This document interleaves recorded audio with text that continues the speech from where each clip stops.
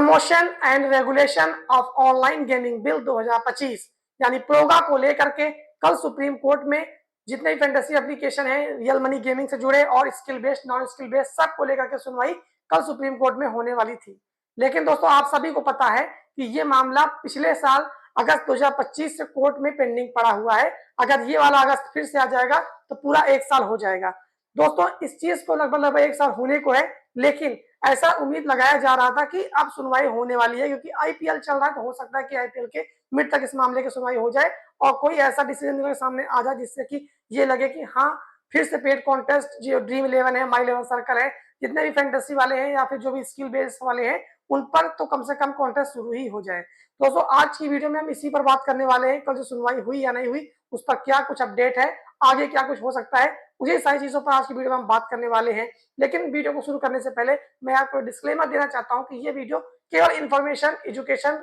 और नॉलेज की पर्पज से बनाई जा रही है। यहाँ पर किसी भी तरीके से रियल मनी गेमिंग को और फैंटेसी को प्रमोट नहीं किया जा रहा है। तो अब आइए आ जाते हैं अपने मेन टॉपिक पर। तो जैसा कि दोस्तों पहले से तय था कि सुनवाई होने वाली है कोर्ट में, सारा सिस्टम ऐसा पहले जैसा चलता चला आ रहा था, जो केस था वो लिस्ट भी था और जो न्यायाधीश थे, जो भी जज थे, उनको जिनको केस सुनना था सारा सब कुछ पहले से फिक्स था। यहाँ तक तो सब कुछ ठीक था। लगभग 4:30-5 बजे तक मैं भी सुप्रीम कोर्ट की जो कार्यवाही उसको देख रहा था, लगातार अपडेट देख रहा था ऑनलाइन। लेकिन जब मुझे लगा कि हाँ अब समय ज्यादा हो गया, अब इस मामले की सुनवाई हो सकता है कि ना हो पाए, क्योंकि नंबर तो काफी ज्यादा बड़े थे कल की जो सुनवाई होने वाली थी, लेकिन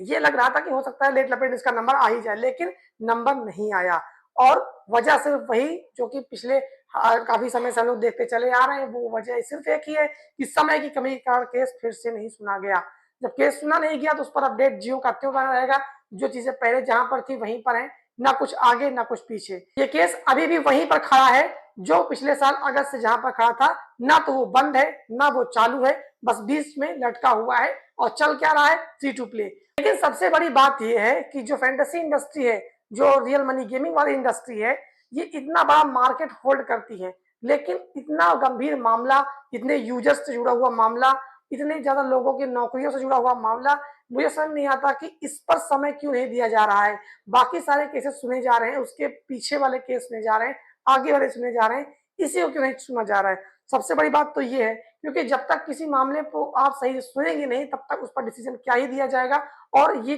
तब तय करना बहुत मुश्किल होगा कि इसका फ्यूचर क्या रहने वाला है, क्योंकि ना तो कोर्ट की तरफ से कोई स्टेटमेंट आता है, ना इस पर कोई सुनवाई होती है, ना ही इसका कोई फ्यूचर नजर आता है, ना इसको पूरी तरीके से बैन किया गया है, ना पूरी तरीके से चालू किया गया है। तो सब कुछ ज्यों का त्यों चला आ रहा है, कुछ समझ में नहीं आ रहा है कि आगे क्या होगा क्या नहीं होगा। परेशान है तो सिर्फ वो यूजर जो इन पर काफी लंबे समय से खेल रहे थे और इसको अपना प्रोफेशन मान बैठे थे। सबसे ज्यादा दिक्कत तो उनके साथ है,